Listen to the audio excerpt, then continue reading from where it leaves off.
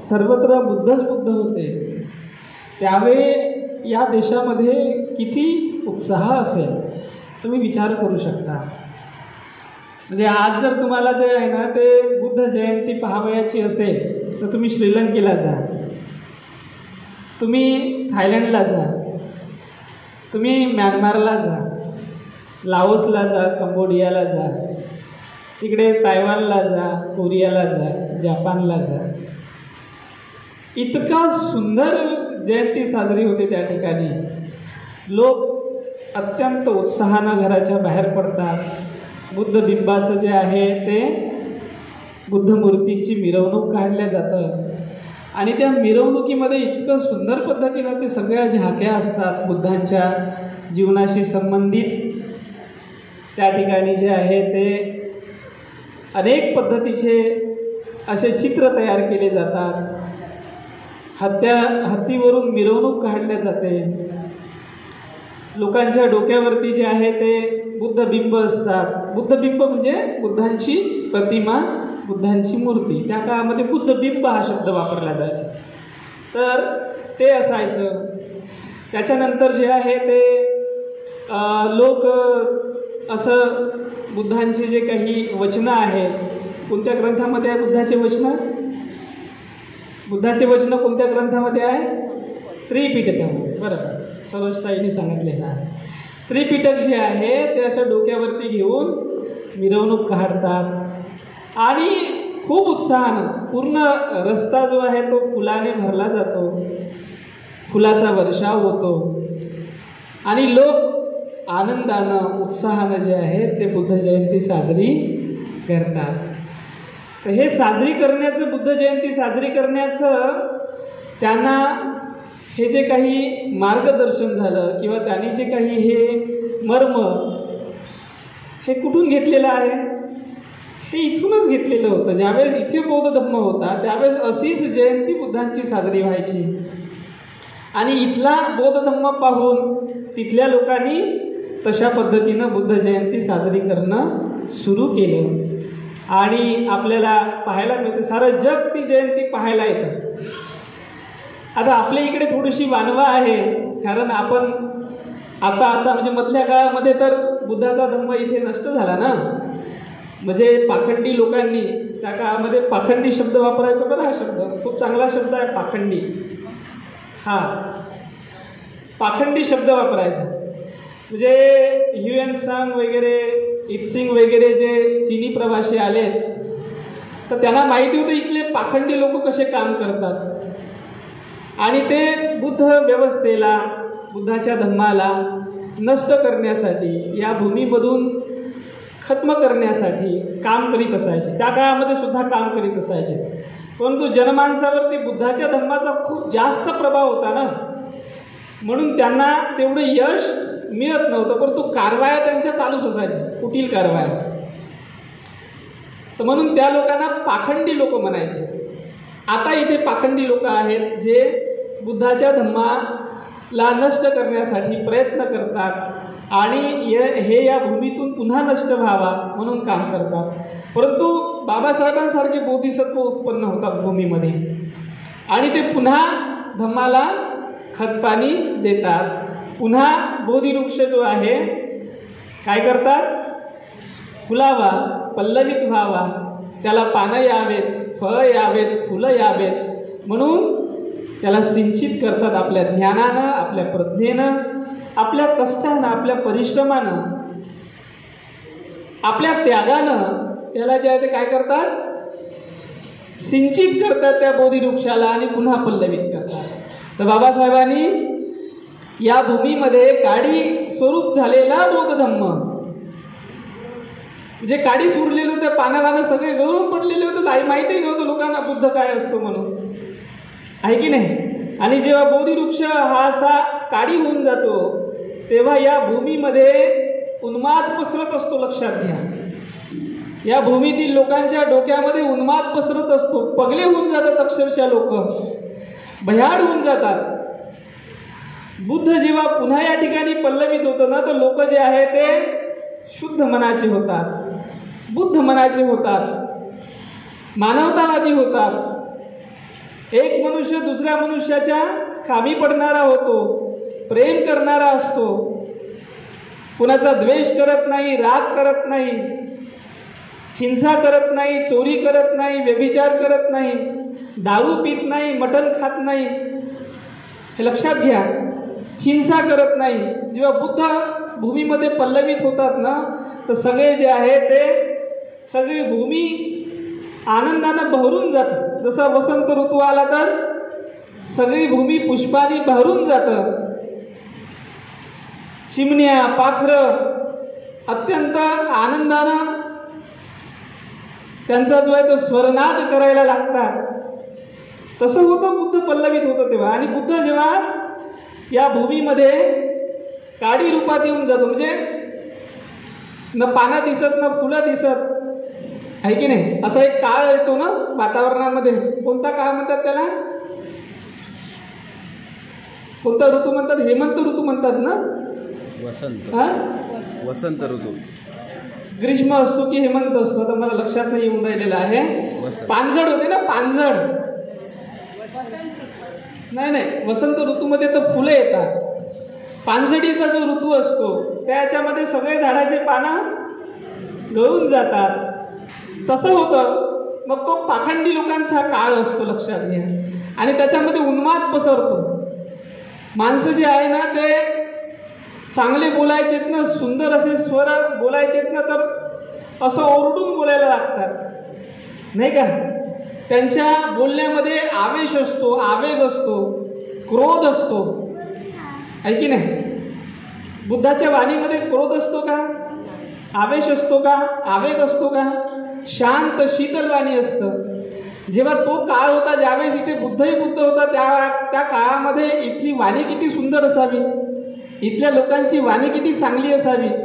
आवेश नव्हता, आवेग नव्हता, क्रोध नव्हता, द्वेष नव्हता. तो सुंदर वाणीनं लोक बोलायचे.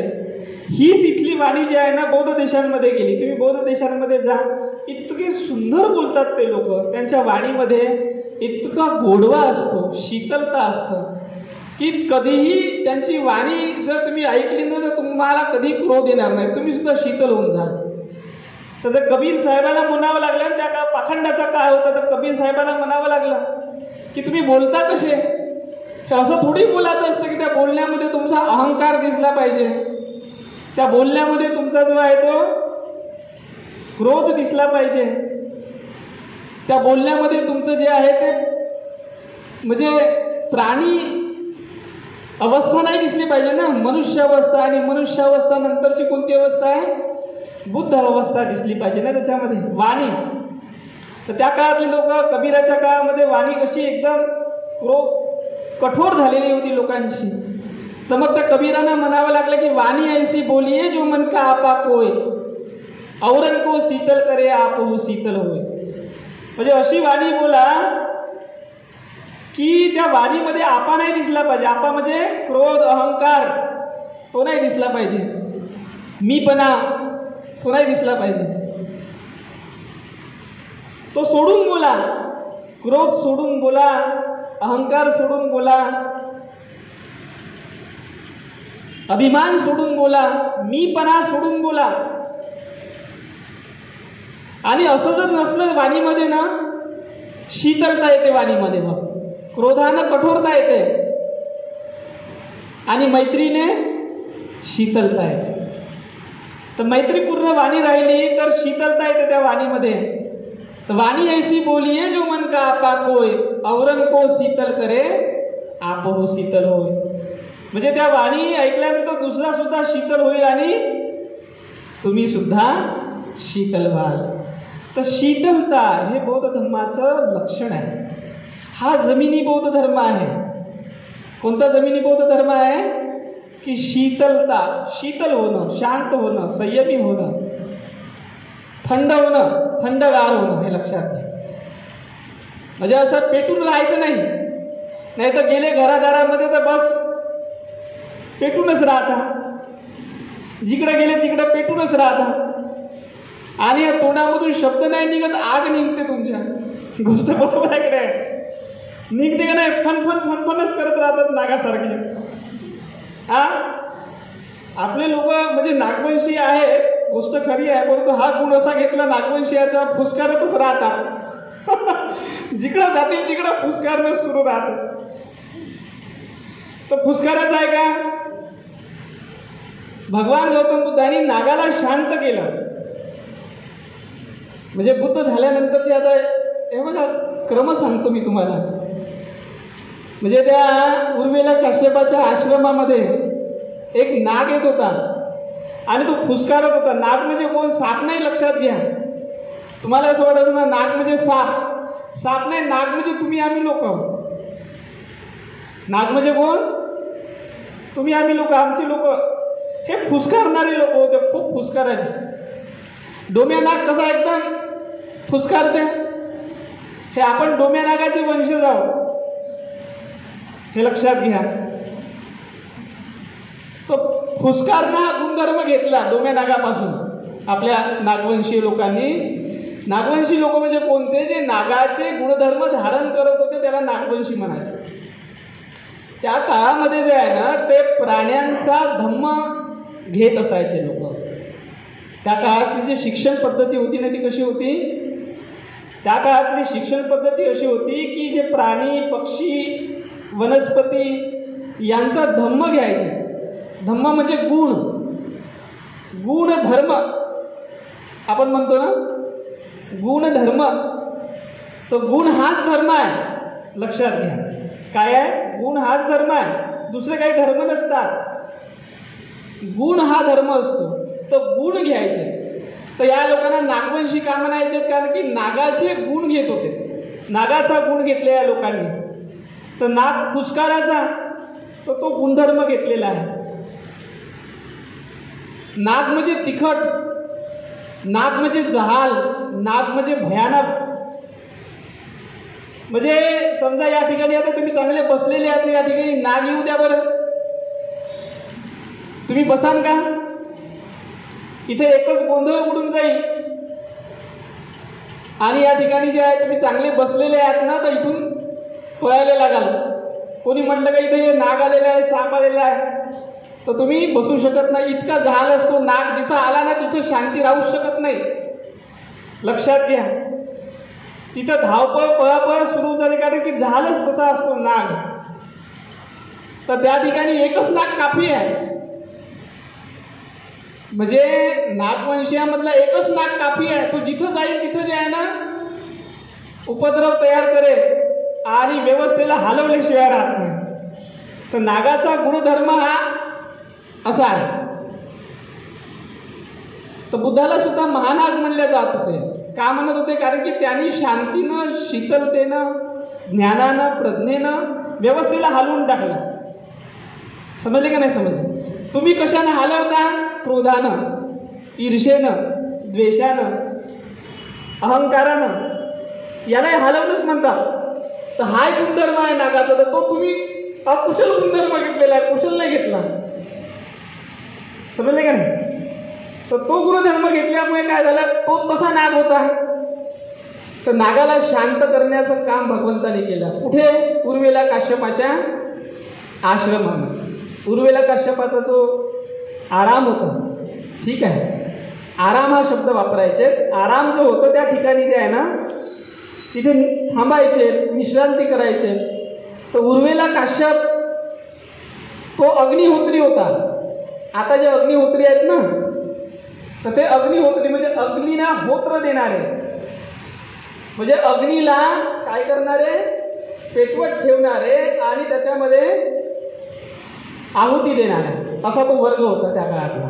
जटिल त्याला म्हणायचे. जटा धारण करणारे, केस वाढवणारे, असा तो पंथ होता, संप्रदाय होता उर्मिला काश्यपाचा. तिथे तो नाग यायचा आणि ते सगळं नासधूस करायचं त्यांचं. तर त्या नागाला जे आहे ते शांत केलं. कोणी शांत केलं? भगवंताने. आणि त्याला म्हटलं की हे जो मार्ग तुझा निवडलेला आहे हा चुकीचा मार्ग आहे. तसं पाहता मी तुम्हाला सांगू का, त्या काळातले नाग जे आहेत ना हे यज्ञ वज्ञेच्या विरोधी होते. आणि जिथं यज्ञ चालायचा ना तिथे जे आहे नासधूस करायचे. तर बलप्रयोग करत होते. काय करत होते? बलप्रयोग करायचे. आणि बलप्रयोग करून जे आहे ती व्यवस्था संपवण्याचा त्यांचा ध्यास असायचा. म्हणजे हेतू कुशल होता, परंतु साधन कुशल नव्हतं, मार्ग कुशल नव्हता. हेतू कुशल होता त्यांचा. कारण हे अग्निहोत्री, अग्नीला होत्र देणारे लोक काय करायचे, लोकांना मूर्ख बनवायचेत ना. हा, त्यांना म्हणायचे की बाबा हे अग्नीला होत्र दिलं तर तुमचं कल्याण होईल, मंगल होईल, आणि लोक तसे करायचे.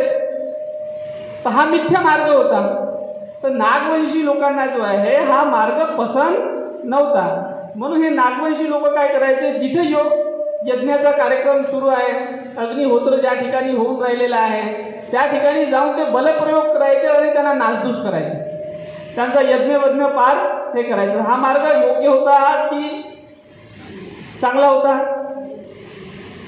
म्हणजे बलप्रयोग करून नासधूस करणं हे चांगलं आहे की वाईट आहे? वाईट आहे ना. जरी हेतू चांगला असेल तर कुणी म्हणतात ना माझा हेतू चांगला आहे, परंतु तो जर जे आहे ते असा बिनबुडाच्या मार्गाने जर समजा जे आहे तो व्यवस्थेला तकलीफ देत असेल तर तो मार्ग चुकीचा आहे ना.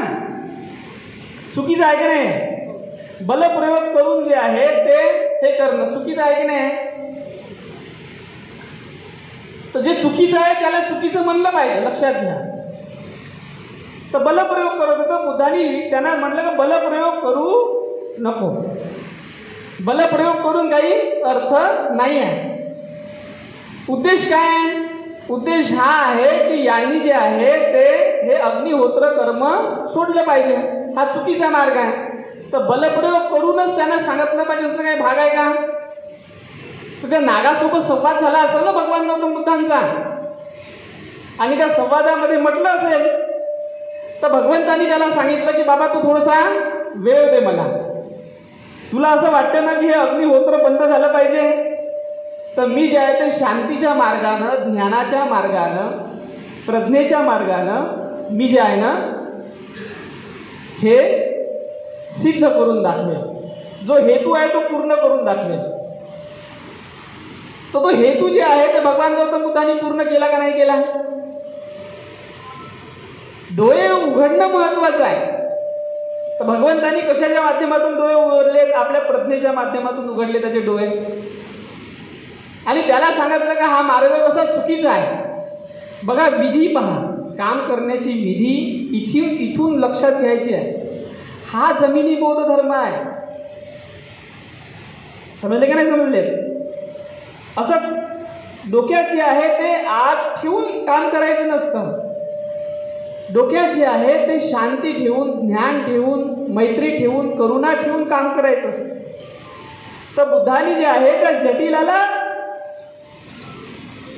सांगितलं, आपल्या ज्ञानानं सांगितलं, प्रज्ञेनं सांगितलं, तर त्या जटिलाचे डोळे उघडलेत, लक्षात घ्या. आणि तो बुद्ध धम्मामध्ये प्रतिष्ठित झाला, लक्षात. आणि तो प्रतिष्ठित झाला तर त्याचा सगळा शिष्य समूह प्रतिष्ठित झाला. तर बलप्रयोग केल्यानं काही होईल का? ज्ञानानं होतं, प्रज्ञेनं होतं, विद्येनं होतं. तर हे कसं माहीत झालं भगवंताला विद्या नव्हतं म्हणून? विद्या नाही तर मती जाते, हे लक्षात घ्या. हा महापुरुषाचा, आपल्या भगवंताचा जो कारवा आहे ना तो विद्येचा कारवा आहे, ज्ञानाचा आहे. आता या ताईने जे आहे ते तुम्हाला आवाहन केलं की बाबा तुम्ही जे आहे ते महात्मा फुलेंचा पिक्चर पाहून या, क्रांती सूर्य महात्मा ज्योतिबा फुलेंचा. तर त्यांचं स्लोगन कोणतं आहे, त्यांचा विचार कोणता आहे? विद्ये विना मती गेली. मती कशामुळे जाते? विद्येमुळे जाते ना. मती गेली तर नीती जाते, नीती गेली तर गती जाते, गती गेलं तर वित्त जाते, वित्त गेलं तर सारी मानवजात खचते. शुद्रच गोष्ट नाही, अख्खी मानवजात खचून जाते. तर कशामुळे? बूड कुठे आहे? बूड कुठे आहे? तुमच्या अज्ञानाचं, तुमच्या दुःखाचं, तुमच्या जे आहे ते ऱ्हासाचं, पतनाचं बूड कुठे आहे? अविद्येमध्ये आहे ना. इथे काय विद्ये विना म्हणजे विद्या नाही आहे म्हणजे अविद्या आहे. तर बुडाले धरणारे आपले लोक आहोत, शेंड्याला धरत नाही. शेंड्याला धरून राहिलेला आहोत का? नाही. कशाला धरायचं आहे? बुडाला. शेंडे कापून काही फायदा आहे का? शेंडे कापून काही फायदा आहे का? मुळासकट मूळ पकडणं महत्वाचं आहे ना. शेंड्याची काटछाट करून काही होत नाही. हे नागवंशी लोक जे त्या काळात करत होते ते शेंडे फुटत होते, हे लक्षात घ्या. बूड पकडत नव्हते ना. समजलं ना? काय पकडत नव्हते? बूड पकडत नव्हते. बूड पकडणं फार महत्वाचं आहे. जो बुडाला धरतो तो बुद्ध. समजलं का नाही? बुद्धाची व्याख्या कशी वाटली तुम्हाला? जो बुडाला धरतो तो बुद्ध. बूड तो शब्द जसा तसा मराठीमध्ये आलेला आहे. इथल्या लोकांनी पाली शब्दांचं खूप काय केलेलं आहे? संग्रह केला त्याचा, त्याला त्याच स्वरूपामध्ये ठेवलं. तो जो बुडाला धरतो तो बुद्ध. तर बूड काय आहे? अविद्या. जो अविद्येला धरतो आणि अविद्येचा नाश करतो तो बुद्ध. तर पहा, मी तुम्हाला सांगतो, बोधी कथा विनय पिटकामध्ये आलेली आहे, महावग्गामध्ये. वैशाख पौर्णिमेच्या दिवशी भगवान गौतम बुद्ध कुठं बसलेत? कुठं बसलेत? खुर्चीवर बसलेत का तुमच्यासारखे? हॉलमध्ये बसलेत का? महलात बसले का? सोप्यावर बसलेत का? कुठं बसलेत?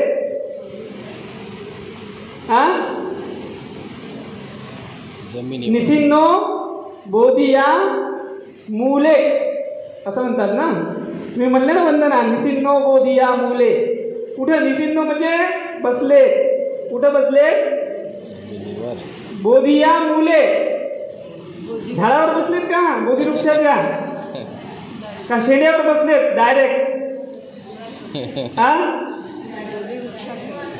नाही तर म्हणलं असतं का वरतच जाऊन बसतो.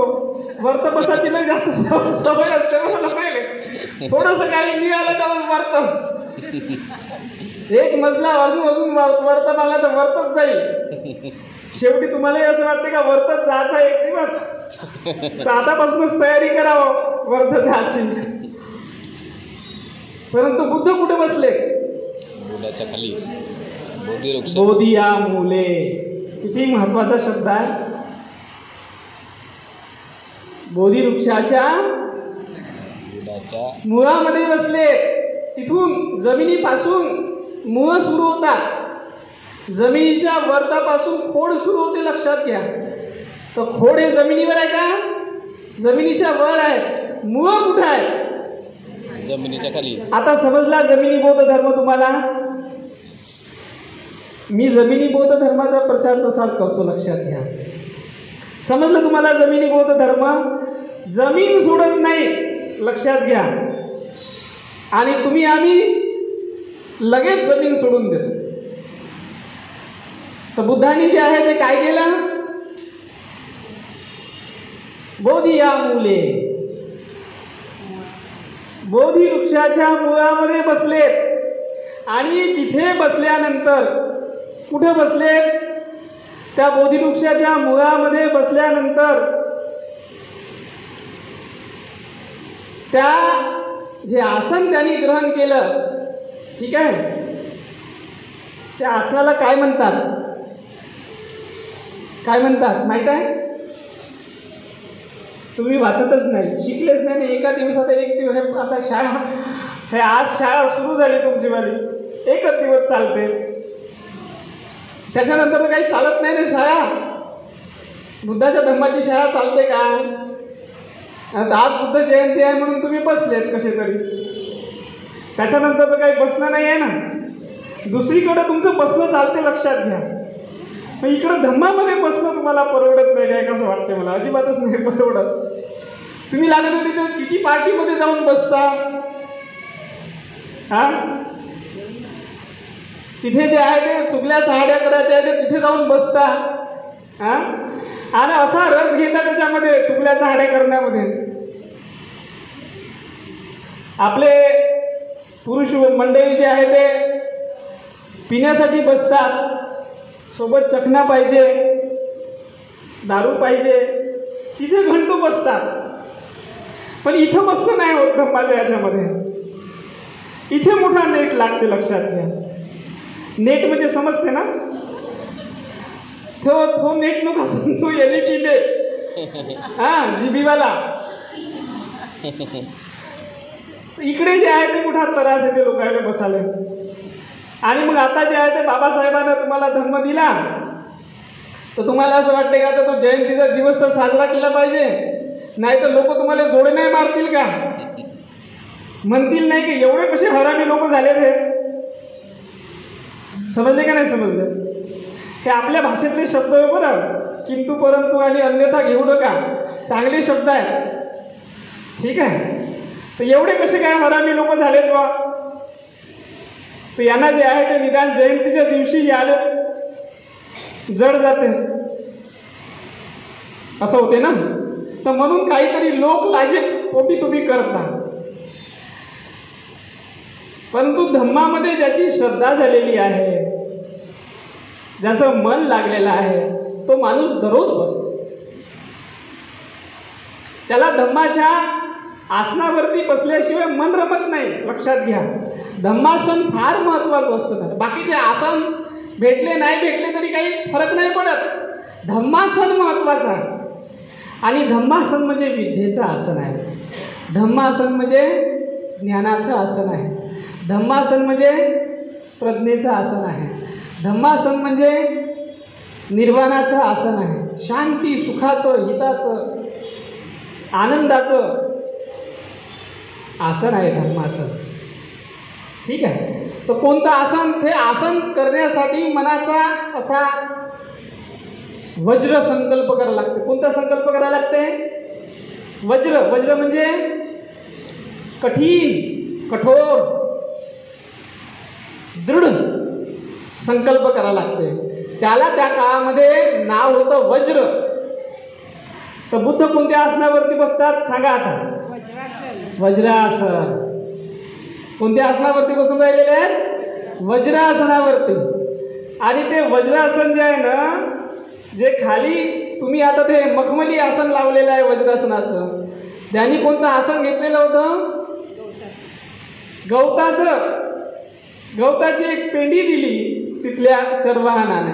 चरवाहा म्हणजे जो बकऱ्या गाई चारणारा जो असतो ना, त्यांनी गवताची पेंडी दिली आणि गवताच्या पेंडीवरती बुद्ध झाले. लक्षात घ्या, कायच्या वरती बुद्ध झाले? गवताच्या पेंडीवरती बसून बुद्ध झाले, बोधिसत्व सिद्धार्थ. आणि तो क्रम मोठा महत्वाचा क्रम आहे. ऐकता का? बंद करू? ऐकता का? बंद करू? ऐकायचं आहे ना? अच्छा, मन लावून ऐका बरं, असंच ऐकू नका. भगवंतही म्हणायचे, कोणी आला ऐकण्यासाठी ना तर बाबू रे ऐकायचं आहे का? तर म्हणे हो. तर मन लावून ऐकशील का? पाय बरं, मन लावून ऐक, हृदयाचा कान करून ऐक आणि त्याला चांगलं धारण कर. साधू पण मनसी करोत. मनसी करोत कर म्हणजे कसं? मनसी करोत करणे म्हणजे त्याला मनामध्ये धारण करणं, त्याला मनामध्ये निरंतर आठवण करणं. मनसी करोतचा अर्थ असा होतो, निरंतर मनन करा. आता त्याचं पचन होतपर्यंत मनन करा, हे मानतपर्यंत मनन करा. औषधी तुम्ही खाता तर कुठपर्यंत खाता? मानतपर्यंत. जेवण करता कुठपर्यंत जेवण करता? मानतपर्यंत. हे लक्षात घ्या. तर धम्म ऐकायचं आहे तर कुठपर्यंत ऐकायचं आहे? मानतपर्यंत. तो मानला पाहिजे ना. मानलं कशावरून समजते? कशावरून औषधी मानली असं म्हणता तुम्ही? औषधी मानली हे कशावरून सिद्ध होते?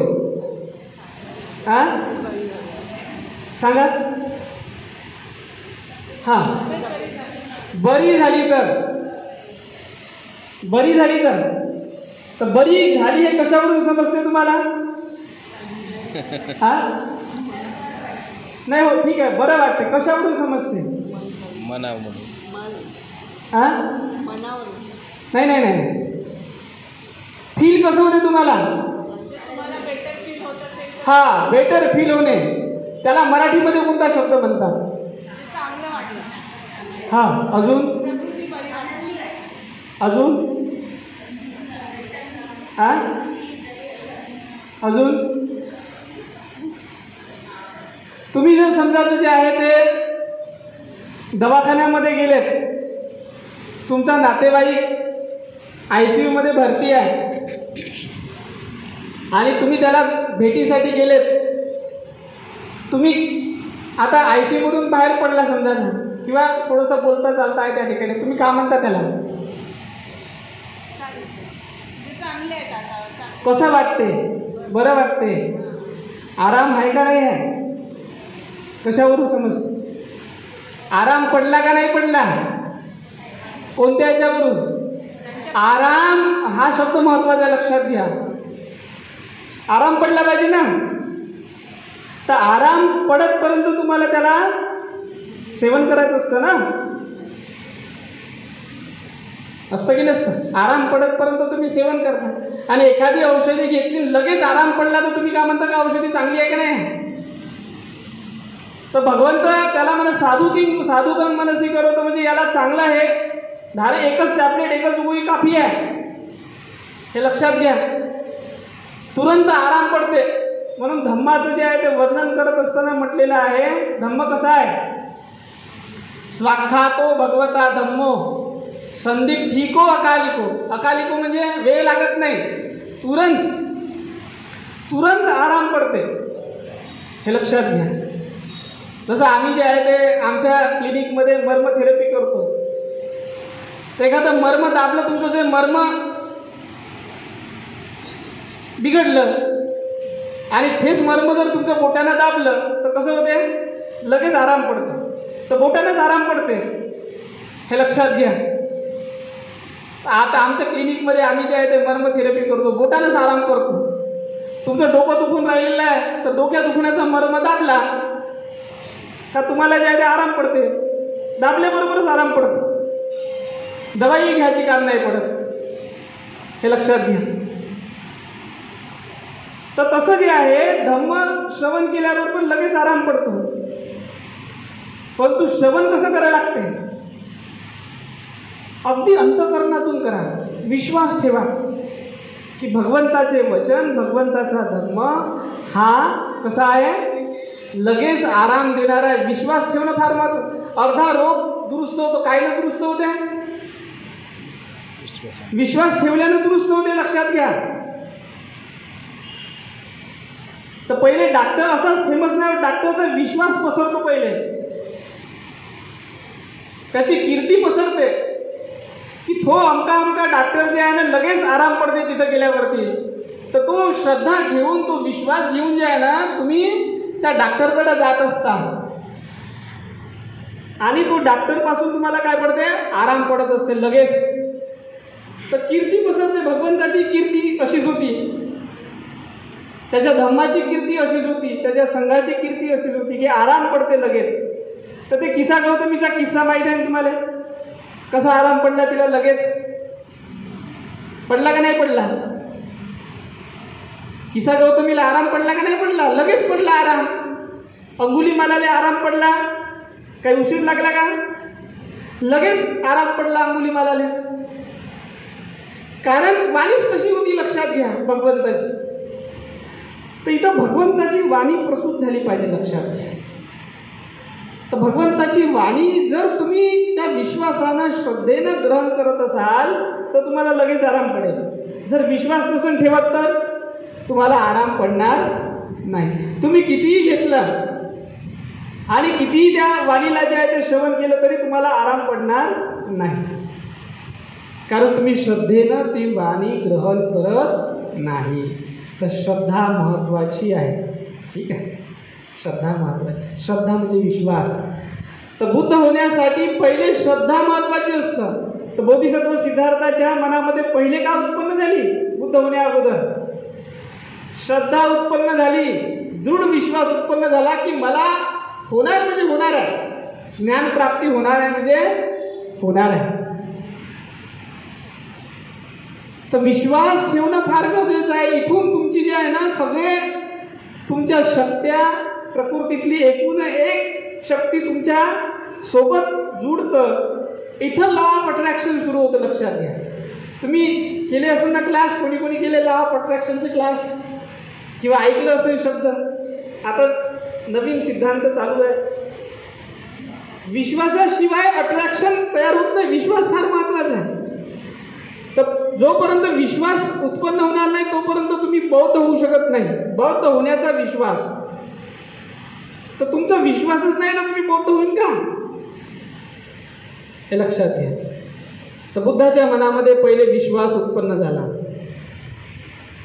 की मी बुद्ध होणार.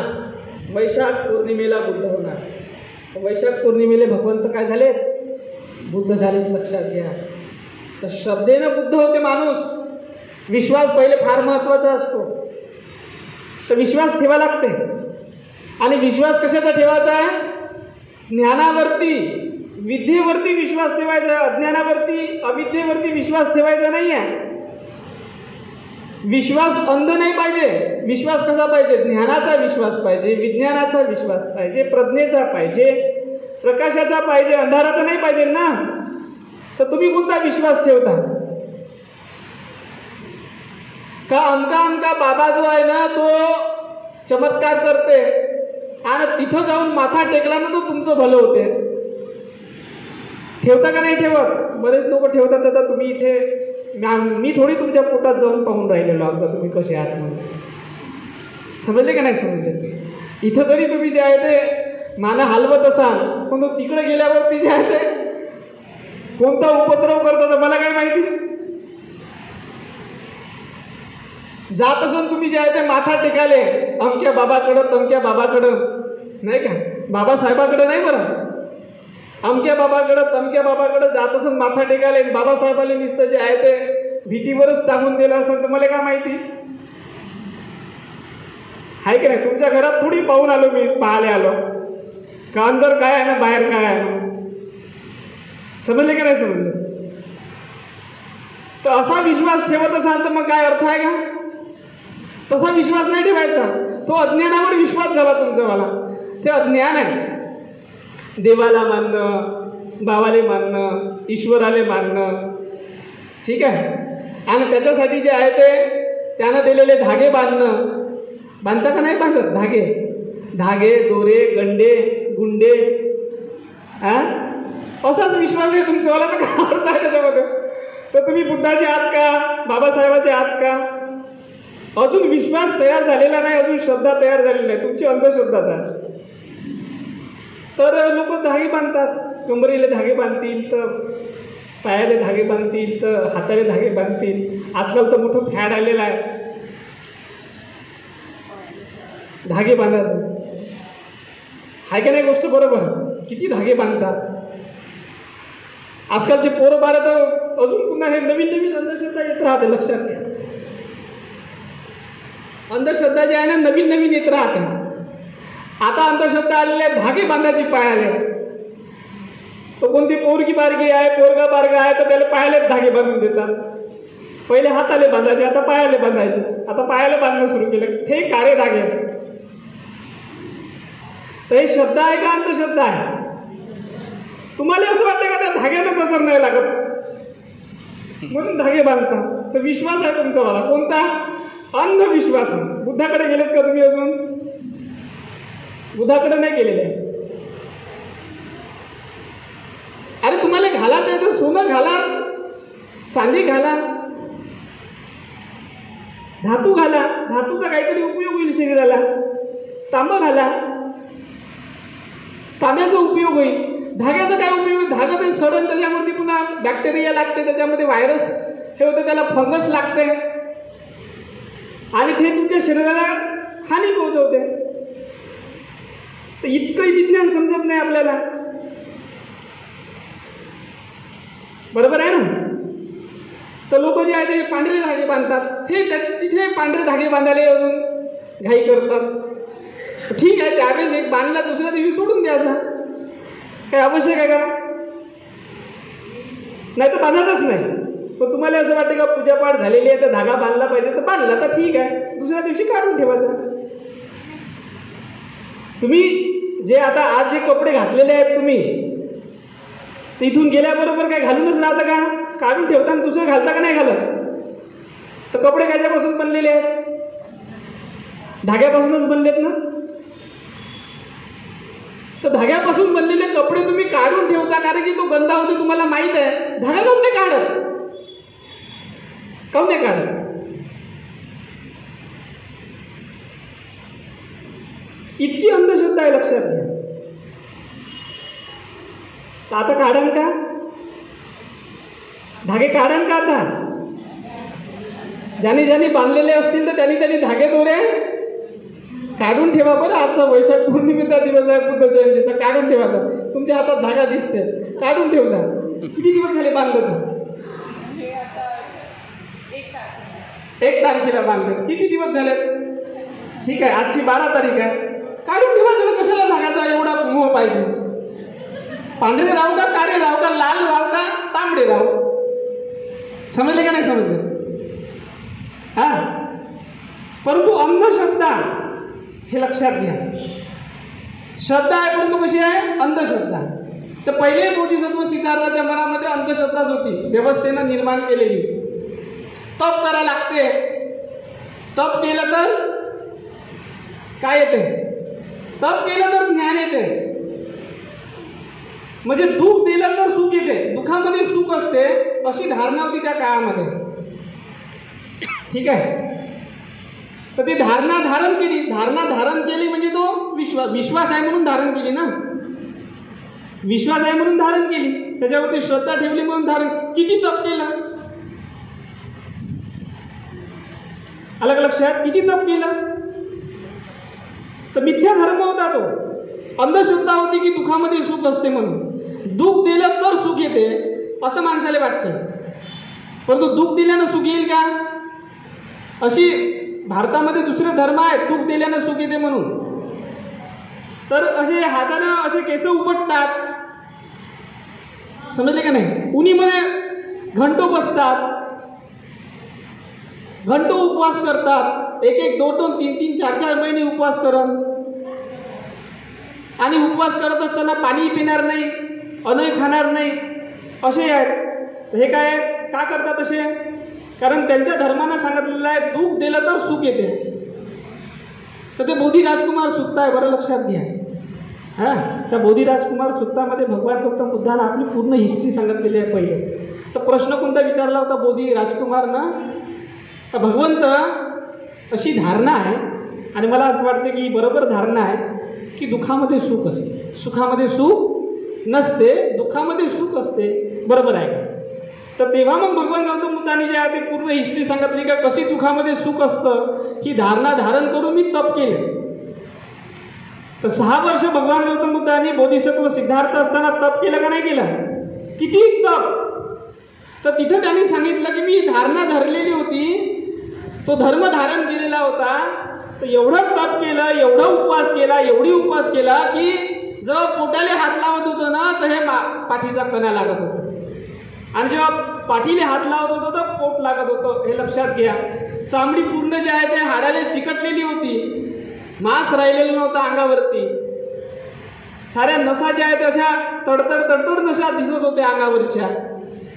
जसा अनपाणी सोडलेला तुमच्या घरचा म्हातारा माणूस आहे, वृद्ध माणूस आहे, त्यानं अनपाणी सोडल्यानंतर त्याचं कसं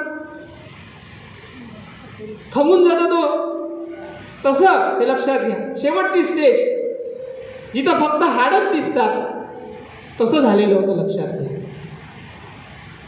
तेव्हा मग विद्या आली भगवान गौतम बुद्धाला, हे काही बरोबर नाही. समाजातले जेवढे धर्म आहेत ते कोणत्या तुमच्या कामाचे नाही आहेत, ते सगळे मिथ्या धर्म आहेत. तर तुम्ही देवाले मानत असाल, धर्माले मानत असाल, देव तुमचं बरं करते, देव तुमचं चांगलं करते, तर ह्या देवाकडे जातात, ह्या देवाकडे जाता, इकडं माथा टेकता, तिकडं माथा टेकता, तर तुम्ही मिथ्या धर्म धारण करत आहात. भगवंताचा, बाबासाहेबाचा धर्म धारण करत नाही. लक्षात घ्या. हे जगातली सर्वात मोठी अंधश्रद्धा आहे. हा, तर बाबासाहेबांना 22 प्रतिज्ञा दिल्या का नाही दिल्या? तर काय सांगितलं? पहिल्या 5 प्रतिज्ञा आहे ना देवावरच, देव आणि कर्मकांडावरच आहे ना. तर हा हवेतला धर्म आहे देवाला मानणं. जमिनी धर्म कोणता आहे? देवाला न मानणं हा जमिनी धर्म आहे. तर जमिनी बौद्ध धर्म इथून सुरू होतो, लक्षात घ्या. जे जे हवेतलं आहे, जे जे आकाशातलं आहे, जे जे वरचं आहे त्याला मानायचं नाही. तर भगवंताला जी विद्या आली, जमिनी विद्या जेव्हा आली भगवंताला, तेव्हा जमिनी विद्या आल्यानंतर भगवंतानं आपल्या बुद्धत्वाची साक्ष कोणाला मानलं? कोण साक्षीदार आहे? साक्षीदार पाहिजे का नाही पाहिजे घटनेचा? तुमचं लग्न झालं तर लग्नाचा साक्षीदार असतो का नसतो? साक्ष ठेवूनच लग्न करताना का नाही प्रत्येक गोष्ट साक्षीदार मागते का नाही मागत? तर महाराजांना जेव्हा विचारलं की तू म्हणत आहे म्हणे का बुद्ध झालास, तर साक्षीदार कोण आहे? विटनेस पाहिजे, विटनेस आणा. तर भगवंतानी कोणाला विटनेस बनवलं? कोण साक्षीदार आहे बुद्धत्वाचा? हा, कोण आहे साक्षीदार? पृथ्वी. पृथ्वी म्हणजे कोण? अरे पृथ्वी म्हणजे पृथ्वी थोडस वरचं नाव आहे आपलं. जमीन. जमीन आहे ना साक्षीदार, हे जमीन आहे. जमीन साक्षीदार आहे, भूमी साक्षीदार. भूमी त्या काळामध्ये शब्द भूमी साक्षीदार. म्हणून भूमी स्पर्श मुद्रा. तुम्ही जेव्हा बुद्धगयेला जाता तर बुद्धगयेच्या महाविहारामध्ये बुद्धगयेचं जे काही बोधी विहार आहे, बोधी मंडप आहे, त्या बोधी मंडपामध्ये मूर्ती कोणती आहे? बुद्धांची. कोणत्या मुद्रेतली आहे? भूमी स्पर्श मुद्रेतली. जमीन दाखवतात बुद्ध, लक्षात घ्या. आणि तुम्ही जे आहे ते वरत पाहता, आकाशात काहीच नाही आहे. तिथं तो उभंही नाही राहू शकत तुम्ही. उभं राहण्यासाठी जमीन पाहिजे. तर जमीन सोडायची नाही. हा जमिनी बौद्ध धर्म आहे. समजलं? जमिनी बौद्ध धर्म समजला का? जमीन लोक सोडू बरं, जमीन सोडायची नाही. तर तिथे जे आहे ते भगवान गौतम बुद्धांनी जेव्हा वैशाख पौर्णिमेचा दिवस तुम्हाला सांगतो, वैशाख पौर्णिमेला भगवंतांनी रात्री सुरू झाला त्यांचा बुद्धत्वाचा प्रवास. तर एक एक प्रहारामध्ये जे आहे ते भगवान गौतम बुद्धाला एक एक विद्या प्राप्त झाली, लक्षात घ्या. तर प्रहर म्हणजे किती घंट्याचा प्रहर असतो? दिवसामध्ये किती प्रहर असतात माहिती आहे का तुम्हाला? 8 प्रहर. घंटे किती आहे? एका दिवसाचे घंटे किती झाले? 24. तर 24 भागीला 8 करा, किती राहते? 24 भागीला 8 किती? 3. हा बरं गणित आहे. 8 3 24. तर एक प्रहर किती घंट्याचा? 8 घंट्याचा एक प्रहर. 3 घंट्याचा एक प्रहर. तर 3 प्रहरामध्ये बुद्धत्व प्राप्त झालं त्यांना, लक्षात घ्या. 3 प्रहरामध्ये. तर 3 काही साधारण नाही आहे संख्या आपल्या. 3 प्रहरामध्ये भगवंताला बुद्धत्व प्राप्त झालं. महावक्रामध्ये, विनय पिटकातल्या महावक्रामध्ये सांगितलेलं आहे. मी आता जास्त वेळ घेत नाही, 10-15 मिनिट घेतो आणि थांबतो, ठीक आहे? मला माहित आहे की मी बोलायला लागलो तर लोकांना खूप ऐकूशा लागते, ठीक आहे, परंतु सीमा आहे बोलण्याची.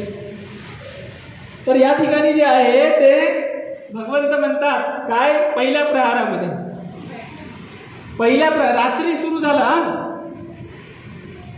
आणि पहिल्या प्रहारामध्ये भगवंताला काय झालं? अथ खो भगवा बोधी रुक्ष मूले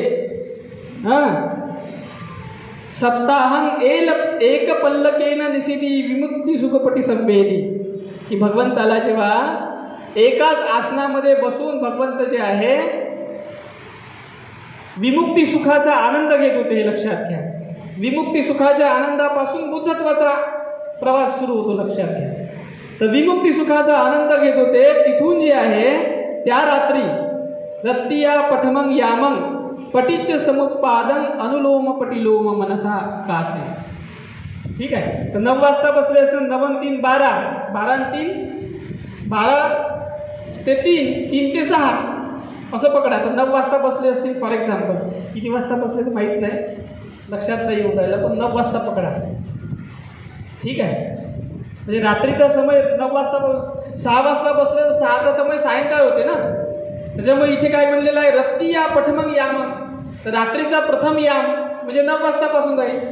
ठीक आहे, तर 9 वाजता बसलेत, तर 9 वाजता बसल्यानंतर भगवंताला जे आहे पहिल्या याममध्ये रात्रीच्या प्रतिज्ञ समुत्पादाचं चिंतन केलं. प्रतिज्ञ समुत्पाद, तर जसं महात्मा फुलेने सांगितलं ना, विद्येविना मती गेली, तसंच भगवंताला तिथून अविद्या अपचया संखार, अविद्येमुळे संस्कार, संस्कारामुळे विज्ञान, विज्ञानामुळे नामरूप, नामरूपामुळे 6 आयतन, 6 आयतनामुळे स्पर्श, स्पर्शामुळे वेदना, वेदनामुळे तृष्णा, तृष्णेमुळे उपादान, उपादानामुळे भव, भवमुळे जाती, जरा, मरण, शोक, परिदेव, दुःख, दोमनस्स उपायासा संभवंती, हे उत्पन्न होतात.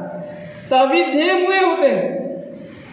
तर तुमच्या जीवनामध्ये दुःख, दर्द, शोक, उदासी, टेन्शन, तणाव, डिप्रेशन हे सगळं आलेलं आहे ना, रडणं, दुखणं, ते सगळे जे आहे ते अविद्येमुळे आलेलं आहे. खोड कुठं आहे, मूळ कुठं आहे? अविद्येमध्ये मूळ आहे, अविद्या अपचया. तर हे जे आहे, जेव्हा भगवंताला हे प्रतिज्ञ समुत्पादाचं चिंतन केलं, हे झालं अनुलोम चिंतन, अनुलोम ध्यान प्रतिज्ञ समुत्पादाचं. मग प्रतिलोम ध्यान सुरू झालं, तर तिथे काय म्हणले भगवंत, अविद्या अशेष विराग निरोधो, म्हणजे अविद्याचा निरोध झाला. संखार निरोधा संखार निरोधो, वियान निरोधा वियान निरोधो, म्हणजे संस्काराचा निरोध झाला, विज्ञानाचा निरोध झाला, नामरूपाचा निरोध झाला, 6 आयतनाचा निरोध झाला, स्पर्शाचा निरोध झाला, तृष्णेचा, वेदनेचा, तृष्णेचा, उपादानाचा, भवाचा, जाती, जरा, मरण, शोक, परी देव उपायासा निरुद्धंती. तर हे सगळे नष्ट झाले, निरोध झाला, लक्षात घ्या. तर निरोध झाल्यावरती जे आहे ते भगवंत म्हणाले की जसं हे पहिलं प्रतिज्ञ समुत्पादाचं, प्रत्ययाचं आणि निरोधाचं ज्ञान भगवंताला झालं, बोध भगवंताला झाला. बोध लक्षात घ्या, बोध हा शब्द खूप जमिनी आहे, ज्ञानापेक्षाही जमिनी शब्द बोध आहे. बोध होणं म्हणजे पुरेपूर समजणं, एवढं समजणं का आता याच्या पलीकडे काही समजण्यासाठी शेष राहत नाही. म्हणून अशेष विराग निरोध असा बोधचा अर्थ होतो पुरेपूर समजणं, थोडंसं शिल्लक राहत नाही. जसं तुम्ही गंजामध्ये तांदूळ मांडता आणि जे आहे ते त्याला शिजवायला ठेवता, आणि मग जे आहे ते 5 मिनिट, 2 शिट्या झाल्यात, 3 शिट्या झाल्यात किंवा 5 मिनिट झालं का तुम्ही असं बोटानं काय करता, शीत घेताना शीतावरून पूर्ण भाताची परीक्षा करता आणि ते असं मसलून पाहता बोटानं, 2 बोटानं, है ना. आणि मसलून पाहिल्यावरती तुम्हाला समजतं का शिजला तांदूळ. तर एवढं समजतं तुम्हाला की याच्यानंतर तुम्हाला पुढे समजण्याची काय गरज आहे का, शिजला का नाही शिजला म्हणून. पुरेपूर ज्ञान होऊन जातं ना. शिजला तर लगेच तुम्ही जे आहे ते काय करता, बटन बंद करून टाकता. शिजला भात एका शीतावरूनच समजते ना. तर हे एकच शीत आहे प्रतिज्ञ समुत्पादाचं. एका शीतावरूनच भगवंत समजून गेले. काय समजले की अविद्येमुळे दुःख उत्पन्न होतं आणि अविद्या नष्ट केली तर दुःख नष्ट होतं. इमस्मिन सती इदं होती, इमस्मिन असती इदं न होती.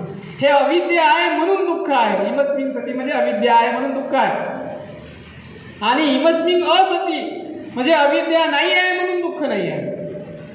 हे लक्षात घ्या.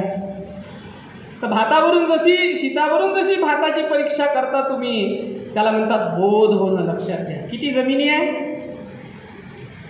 म्हणून बोध हा शब्द वापरलेला आहे. लक्षात घ्या. पुरेपूर समजणं, पूर्ण समजणं, त्याच्यात काही शेष राहिलेला नाही आहे. तेव्हा अविद्या खतम झाली. तर तिथे जे आहे ते भगवान गौतम बुद्धांनी या ठिकाणी म्हटलं यदा हवे पातु भवंती धम्मा, उदान तोंडातून आलेला आहे. जसं तुम्ही मसल्यावरती जसं उदान तुमच्या तोंडातून ते शिजला भात है ना, त्याला उदान म्हणतात. पटकन तुमची जी आहे ते उत्तर येतं, त्याला म्हणतात उदान. तर तसं जे आहे ना ते भगवंतानी उदान स्पष्ट केलं, उदान काढलं तोंडामधून. यदा हवे पातु भवंती धम्मा, आता पिनो झायतो ब्राह्मणस्य, अथस्स कंखा वपयंती सब्बा, यतोपजानाति सहेतु धर्म. काय अर्थ होतो याचा मला, की हे जे काही धम्म आहे, हा बुद्धाचा, बुद्धत्वाचा धम्म, याचा प्रादुर्भाव झालेला आहे, हा उत्पन्न झालेला आहे. आणि याला मी प्रज्ञेनं जाणलं. आता पिनो म्हणजे प्रज्ञेनं जाणलं. ध्यायतो ज्ञानानं, या प्रज्ञेकडं लक्ष दिलं मी ना. ध्यान देणं म्हणजे काय, लक्ष देणं. तर या प्रज्ञेकडं लक्ष दिलं. आणि ही प्रज्ञा कशी आहे, ही खरी ब्राह्मणाची प्रज्ञा आहे. ब्राह्मणस्यचा अर्थ होतो, ब्राह्मण कोण, जो बुद्ध तो ब्राह्मण. हे धागा बांधल्यानं ब्राह्मण होत नाही, उपनयन केल्यानं ब्राह्मण होत नाही, हे लक्षात घ्या. कोण ब्राह्मण होतो, जो बुद्ध होतो तो ब्राह्मण, हे लक्षात घ्या. त्या शब्दाला किती महत्व बुद्धाने दिलेलं आहे, आणि इथल्या व्यवस्थेनं किती गंदा तो शब्द बोलून टाकला, हे लक्षात घ्या. तर शब्दाला न्याय द्यायचा असेल ना तर बुद्धापासून शिका. तर इथे जे आहे ते झायतो ब्राह्मणस्य अकस्स पंखा वपयन, सगळ्या शंका, सगळ्या संदेह काय झालेला आहे, त्याचं निरासरण झालं. आणि यतोपजानाति सहेतु धम्म, कोणता धम्म जाणलेला आहे, पजानाति म्हणजे पूर्णतः जाणला, सहेतु धम्म जाणला. हेतू धम्म, की हेतूमुळे उत्पन्न होतं जे काही होतं ते. आजपर्यंत जेवढे जन्म झालेत माझे, जेवढे जे काही मी चरलो गाईसारखं पूर्णामध्ये, आहे का नाही, गोचर भूमी त्याला म्हणतात. हे माझं जे काही जीवन मी पूर्ण चरलो, तर हे हेतूमुळे चरलं. तर हेतू मला माहीत झाले कोणते कोणते हेतू आहेत म्हणून. लोभ आहे, द्वेष आहे, मोह आहे. तर ह्या हेतूमुळे माझा जन्म होता हे मला समजलं.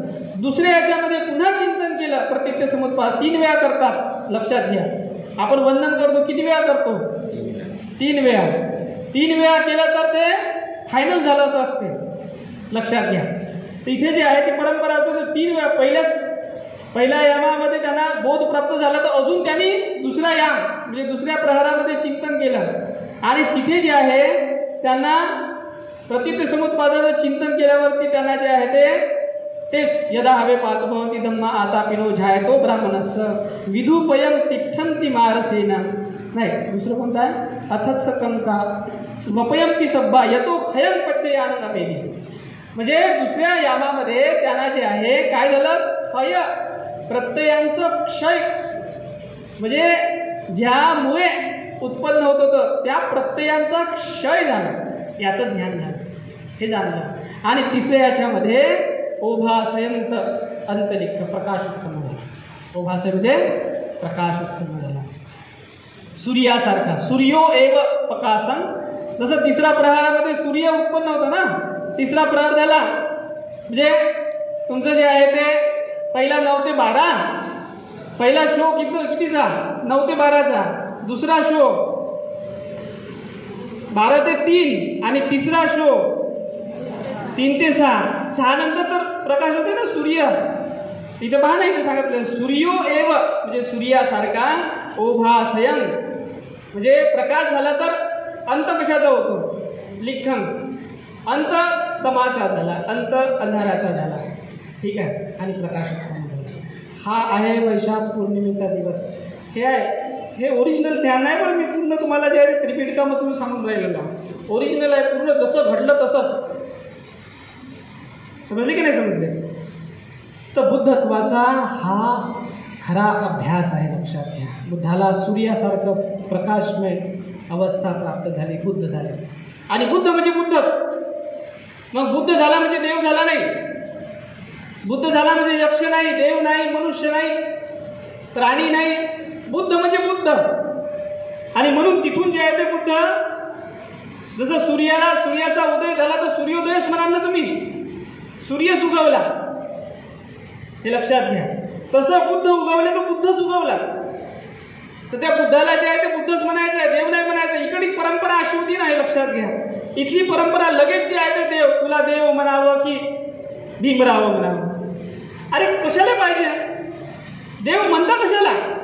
हे इकडे जे आहे ना थोडंसं काही झालं का लगेच देव, लगेच त्यासोबत देव जोडतात.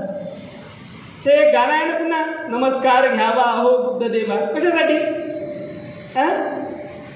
तर या भूमीला जे आहे ते रोग लागलेला आहे, लगेच रोग लागते. जसं वांगेने लगेच कीड लागते ना, तसं जे आहे ते इथल्या बुद्धीच्या, इथल्या डोक्याचे लोक जे आहेत ना, हे जसं वांगेला कीड लागते ना देवाची, त्या अळी लागते, तसे आपल्याला जे आहे ना आपल्या डोक्याला कीड लागते देवाची.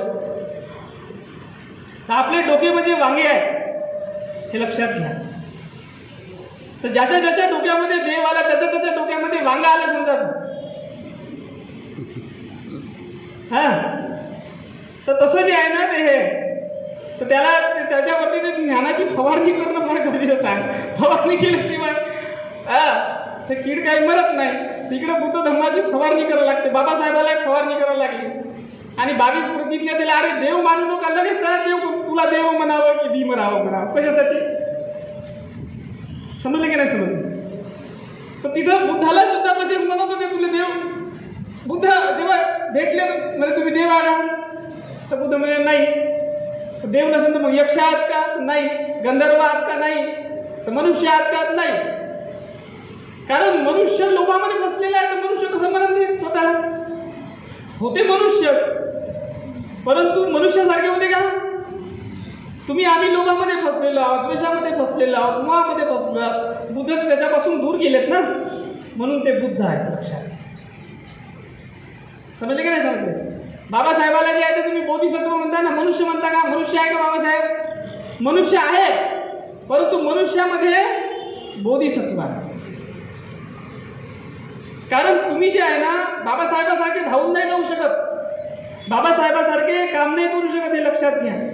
कारण तुम्हाला लोभ लागलेला आहे, तुमच्या मनात द्वेष आहे. समजले का नाही समजले? तुमच्या मनात मोह आहे, अज्ञान आहे. बाबासाहेबांच्या मनामध्ये करुणा होती, एवढी करुणा. इथं बसलेले काय सगळेच जण जे आहेत ते ज्ञान संपन्न आहेत की नाही आहेत? प्रत्येकाजवळ ज्ञान आहे, प्रत्येकाजवळ धन आहे, प्रत्येकाजवळ संपत्ती आहे, पण करुणा आहे का? हे एवढीशीच बरं आहे, चम्मचभर करुणा. लक्षात घ्या, चम्मचभरच आहे, परीभरच आहे. लक्षात घ्या. पण बाबासाहेबांची करुणा महासागराची. आपण उपमा देतो ना, बोधिसत्व. म्हणून आपण जेव्हा त्यांचं नाव घेतो बाबासाहेबांचं, बोधिसत्व परमपूज्य डॉक्टर बाबासाहेब आंबेडकरांचा विजय असो असं म्हणतो ना. सुरुवात कुठून होते? बोधिसत्वापासून. बोधिसत्व म्हणतो ना बाबासाहेबाला आपण, तसं भगवंतानी स्वतः बुद्ध म्हटलं. तर लोक म्हणाले तुम्ही देव आहात का? तुम्ही यक्ष आहात का? गंधर्व आहात का? तर बुद्ध म्हणायचे की नाही नाही, मी बुद्ध आहे. हे लक्षात घ्या. तर बुद्धच आहे. भगवंत कोण आहे? बुद्धच आहे. तर त्याला देव बनवायचं नाही आहे, पण आपण देव बनवतो. आपण त्याची पूजापाठ करायला लागतो, आपण त्याची भक्ती करायला लागतो, आपण त्याला जे आहे ते अलौकिक स्वरूप द्यायला लागतो, आणि मग तो त्याच्यातला बुद्धत्व हरपून जातो. तुम्ही त्याचा नाश करता. सामान्य जनता त्याला मारून टाकते. लक्षात घ्या. त्यांच्या विचाराला, त्याच्या बोधाला, त्याच्या ज्ञानाला तुम्ही आम्ही मारून टाकतो. लक्षात घ्या. तुम्ही आम्ही मर्डर करतो त्याच्यावर. कशामुळे करतो? अज्ञानामुळे करतो, अविद्येमुळे करतो. तर आपल्याला काय केलं पाहिजे? आपण अज्ञान हटवण्यासाठी, अविद्ये हटवण्यासाठी काम केलं पाहिजे. म्हणजे बुद्धांनी जे आहे संघ निर्माण केला. कशासाठी? बुद्धाला माहीत होते की लोक हे असे करतात. तर बुद्धांनी काय केला? बुद्ध झाल्यानंतर बुद्धच राहिलेत का? बुद्धाला माहीत होते की लोक अविद्येमध्ये ग्रासलेले आहेत. त्यांना ज्ञान देण्यासाठी, त्यांना प्रज्ञा देण्यासाठी, त्यांचे डोळे उघडण्यासाठी संघ देणं गरजेचं आहे. तुम्ही वंदना म्हणता म्हणता संघ वंदना विसरले का नाही विसरले? असेच नाही विसरले. लक्षात घ्या. तुमच्यामध्ये संघच नाही म्हणून विसरले. लक्षात घ्या. असंच नाही घडत कोणती गोष्ट. या ठिकाणी घडली ना की संघ वंदनाच विसरले. काहून? कारण तुमच्याजवळ बुद्ध आला, धम्म आला, पण संघ कुठं आला? मी नाही विसरली. नाही ठीक आहे, समजले का नाही समजले? संघ फार महत्वाचा आहे. कोणता संघ? कोणता संघ?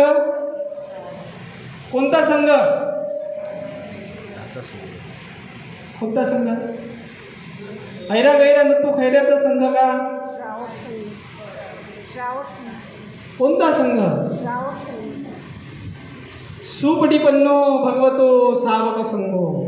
कोणाचा संघ आहे? भगवतो सावक संघो. हे लक्षात घ्या. ऐरा गैरा नतू खैऱ्याचा संघ नाही आहे. इथे तर लय लोकांनी संघ निर्माण केलेले आहेत, परंतु हे सगळे ऐरा गैरे नतू खैरे आहेत. लक्षात घ्या. भगवंताचा संघ फार महत्व. कोणता संघ? सावक संघ. सावक म्हणजे श्रवण करणारा. कोणाचं श्रवण करायचं आहे? भगवंताचं, भगवंताच्या धर्माचं. हे लक्षात घ्या. तर इथं 3, 13, 9, 18 संघ तयार झालेत लोकांचे, परंतु भगवंताचा श्रावक संघ नाही झालेला आहे. तुम्ही श्रावकच नाही आहात. श्रावक मनुष्य हृदयाचा कान करून ऐकतो, भगवंताचं वचन ऐकतो, आणि भगवंताचा वचन ऐकून जे आहे ते त्याला धारण करतो. तर भगवंतानी श्रावक संघ तयार केला. कसा श्रावक संघ आहे? सुपटीपन्नो भगवतो सावक संघो. सरळ मार्गाने जाणार आहे, चांगल्या मार्गाने जाणार आहे, आडव्या तिडव्या मार्गाने नाही जात. उजूपटीपन्नो भगवतो सावक संघो. उजू म्हणजे सरळ मार्गाने जाणार आहे. उजू आहे, उजवा आहे, डावा नाही आहे. गोरख धंदे करणारा नाही आहे, शील पालन करणारा आहे. लक्षात घ्या. शीलावर प्रतिष्ठित आहे. असा दुःशील लोकांचा संघ नाही आहे. लक्षात घ्या. संघ तर खूप आहेत, आणि ज्यांनी संघ सुरू केलेले आहेत ते दुःशील लोक आहेत. पाबर त्यांच्या अंतकरणामध्ये झाकून तुम्हाला दिसतील किती दुःशील लोक आहेत म्हणून. समजले का नाही समजले? तो उजूपटीपन्नो भगवंतानी शीलवान, प्रज्ञावान, समाधीवान लोकांचा संघ तयार केला. शील समाधी प्रज्ञेमध्ये प्रतिष्ठित असलेला उजूपटीपन्नो. यायपटीपन्नो न्यायावरती, ज्ञानावरती प्रतिष्ठित न्याय करणारा संघ आहे. सामीची पटीपन्नो उत्तम मार्गाला धारण करणार आहे. समजले का नाही समजले? यदिदं चत्तारी पुरुष युगानी अठ्ठ पुरुष पुगला एस भगवतो सावक संघ. कसा संघ आहे? श्रोतापन्न आहे त्या संघामध्ये. सकदागामी आहे, अनागामी आहे, अर्हत आहे. हा, इथं जे आहे ते professor, assistant professor, engineer, doctor, समजले का नाही? हे पद धारण करणारा संघ नाही आहे. कोणते? मनाने ते तर पद आहेत, व्यावहारिक पद आहेत. खरं पद कोणतं? श्रोतापन्न, सकदागामी, अनागामी, अर्हत असे आहेत. यदिदं चत्तारी पुरुष युगानी अठ्ठ पुरुष पुगला एस भगवतो सावक संघो. आहुनेयो पाहुनेयो. असा संघ की तुम्ही त्यांचा अहंकार करू शकता, पाहुणचार करू शकता, दिसल्याबरोबर हात जोडता. तुम्ही जोडणेच आहेच तसे ते. तुमचे हात जे आहे ना, किती तुम्ही असे बनवाल ना, तरी तुम्ही ते आलेच ना, तुमचे हात जोडणेच आहे. यदि आहुनेयो पाहुनेयो अंजली करणीयो. जोडले आहे तुम्हाला हात, कारण प्रभावच तसा आहे त्यांचा वाला, त्यांचं चित्तच तसं आहे, त्यांचं मनच तसं आहे. लक्षात घ्या. अंजली करणीयो अनुत्तरं कुयक्षेतं दक्षिणेयो आहे. म्हणजे तुमच्या उजव्या बाजूला तुम्ही ठेवता त्याला. तुम्ही दक्षिणेयोचा अर्थ होतो दान देण्यायोग्य. तो कोणत्या हाताने दान देता? डाव्या हाताने देता का? उजव्या हाताने. तो उजवे आहे असे. अनुत्तरं पुण्यक्षेत्रं लोकसात. अनुत्तर पुण्यक्षेत्र आहे त्यांच्यासारखं. म्हणजे श्रावक संघ हा भगवंताचा अनुत्तर आहे. त्याच्यासारखा जे आहे ते श्रेष्ठतम कुणीच नाही. असा संघ भगवंताने निर्माण केला, आणि हा संघ जो आहे तो साऱ्या जनतेपर्यंत या संघाला सांगते की जा तुम्ही साऱ्या जनतेपर्यंत जा. श्रावक संघ होणं गरजेचं आहे बरं का भगवंताचं. तुम्ही सगळेजण भगवंताचा श्रावक संघ व्हा. आपण सगळेजण भगवंताचा श्रावक संघ होऊ. ती आयडेंटिटी आपण धारण करणं फार गरजेचे आहे. तुम्ही भगवंताचा श्रावक. समजले का नाही समजले? आणि तुमच्यामध्ये शील येणेच आहे, तुमच्यामध्ये प्रज्ञा येणेच आहे, तुमच्यामध्ये समाधी येणेच आहे. जोपर्यंत तुम्ही ही आयडेंटिटी धारण करणार नाही तोपर्यंत तुम्ही अधुरेच राहणार आहे. तुमची कहाणी अधुरीच राहणार आहे, हमारी अधुरी कहाणी. समजले का नाही समजले? तर साधक संघ संघ रत्न फार महत्वाचं रत्न आहे. तिसरं रत्न बुद्ध धम्म आणि संघ रत्न फार महत्वाचं आहे. आणि हा रत्नाचा आपल्या भूमीमध्ये अभाव आहे. तर कसं तयार करा? संघरत्न कसं तयार करा? भगवंतानी कसं तयार केलं ती विधी तुम्हाला सांगतो आणि आटोपतो मग ठेवतो. ती विधी फार महत्त्वाची आहे. त्रिपिटकामध्ये एकूण एक विधी आलेली आहे. फक्त अभ्यास करण्याची गरज आहे आणि त्या विधीला तिथून जे आहे ते काढण्याची गरज आहे. तिथं विधी दिलेली आहे भगवंतानी धम्म देण्याची. धम्मदानातून संघ तयार होतो. तर धम्मदान एका दिवसाचा नाही आहे. ज्याची प्रज्ञा उच्च कोटीची आहे त्याला एकाच दिवसात होते. 3 पद्धतीची लोक असतात जनमानसामध्ये. एकाची प्रज्ञा उच्च कोटीची असते, त्याला फक्त थोडंसंच धम्म देण्याची गरज असतं. थोडंसं जरी ऐकलं त्यांनी धम्म तरी तो त्याला प्रज्ञा प्राप्त होतो. दुसरा असतो मध्यम बुद्धीचा, त्याला थोडासा अजून द्यावं लागतं, थोडासा वेळ लागतो त्याला. समजले का नाही समजले? आणि तिसरा असतो निम्न कोटीचा, जी त्याची बुद्धी जी आहे ना थोडीशी जड असतो. परंतु असं नाही की बुद्धी नसतं, बुद्धी तिघालाही असतं. तर त्याच्यासाठी जे आहे त्याला कंटिन्यू ठेवा लागते. तर बुद्धानी जे आहे बुद्धत्व प्राप्त झाल्यानंतर 2 महिने त्यांनी जे आहे ते संबोधी सुखामध्ये घालवून घेतलं. त्याच्यानंतर कुठे गेलेत धम्म द्यायला? कुठे गेलेत? सारनाथ आपल्या 5 मित्राकडे. आणि तिथे ते मित्र होते बरं. कोणाकडे गेलेत? आपल्या भावाकडे गेलेत का? आपल्या बापाकडे गेलेत का? आपल्या बायकोकडे गेलेत का? आपल्या लेकराकडे गेलेत का? आपल्या सगळ्या सोयऱ्याकडे गेलेत का? कोणाकडे गेलेत? आपल्या मित्राकडे गेलेत का? कारण माहीत आहे की मित्र समजून घेतात. मग तुम्हालाही जायचं असेल तर आपल्या मित्राकडे जा. आपल्या घरच्या दारच्याच्या मागं लागू नका. हे जडबुद्धीचे लोक असतात, ते सगळ्यात शेवट येतात. समजले का नाही समजले? मी तसं जाऊ, मी ते विधी पक्की धारण केलेली आहे. मी माझ्या नातेवाईकाच्या मागं, माझ्या मायबापाच्या मागं, माझ्या सासू सासऱ्याच्या मागं, माझ्या बायको मुलाच्या मागं लागत नाही. लक्षात घ्या. कारण जडबुद्धीचे लोक असतात, ते त्याला समजत नाही लवकर. कारण की त्याला माहीत आहे का घरचीच गंगा आहे. घरची गंगा कुठे सांगा लागते? कुठे सांगा लागतं? सांगा ना. हा, कारण बुद्धी त्याची पण इथं राहते. टोंगयात 2 ठिकाण आहे तो बुद्धीच्या स्थानाचं. एक इथं असतं आणि दुसरी इथं असतं टोंगयात. समजले की नाही समजलं? तर घरची गंगा टोंगयाला सांगा. तर मी काही सांगत कोणाला सांगायचं आहे, जे ऐकतील त्याला सांगा. मी इथं आलो तुमच्या इकडं, काय तर घरीच कार्यक्रम घेतला असता ना, घरीच बसवलं असतं. इतक्या जणांना म्हणलं असतं का ऐका मी तुम्हाला बुद्ध धर्माचा जो आहे तो आज दिवस आहे, वैशाख पौर्णिमा आहे, तर आता घरच्यानेच सांगतो. तर घरचे ऐकायला तयार आहेत का? घरचे बसायला तयार, घरचे ऐकायला येत आहे आपल्याला. तर म्हणून काय भगवंताला पहिली प्रज्ञा तर भगवंताला हीच झालेली आहे की त्याने घरच्याला अजिबात सांगितलं आणि तो विचार आला नाही. कारण त्याला माहिती होतं, बुद्धाला माहिती असते घरचे ऐकत नाही. तो जो बौद्ध होतो ना तो घरच्याच्या मागे लागत नाही. आणि तुम्ही काय म्हणता, एखाद्याला सांगायला आला ना तुम्हाला पहिले घरच्याला जाऊन सांगा ना म्हणते. तर तुमची बुद्धी कुठं आहे? तुमची बुद्धी कुठं आहे? पाहून घ्या तुमची बुद्धी कुठं आहे. ठीक आहे. हा, तर असं सांगतात. तसं नाही. ही विधी मित्राला सांगायचं असतं. लक्षात घ्या. कुणाला सांगायचं आहे? मित्रांना सांगायचं. कारण की मित्र ऐकू शकतात तुमचे, दुसरे कोणीच नाही ऐकत. हां, कारण की मित्र बनव्यामध्ये गारव्यासारखा असतो. लक्षात घ्या. मित्र ऐकतो बरं. तर मित्राला सांगितलं भगवान गौतम बुद्धाने, ही विधी आहे पहिली. आणि ते सांगायसाठी 250 किलोमीटर गेले पायी चालत. कारण की जे ऐकतील त्याला सांगायला लागेल ना. आम्ही आलो तेवढ्या करून इकडं, कारण की तुम्ही ऐकणारे आहे म्हणून सांगून राहिलेलो आहे तुम्हाला. तुम्ही घरी जाल तर घरच्याचं नाही ऐकणार, तर शिक्षकांचं ऐकलं जातं, आचार्यांचं ऐकलं जातं. ठीक आहे. तर बुद्ध जे आहे त्यांच्याकडे गेले सांगासाठी 250 किलोमीटर, आणि त्यांनी 3 महिने सतत ऐकले. तिथं वर्षावास केला, पहिला वर्षावास भगवान गौतम बुद्धाने.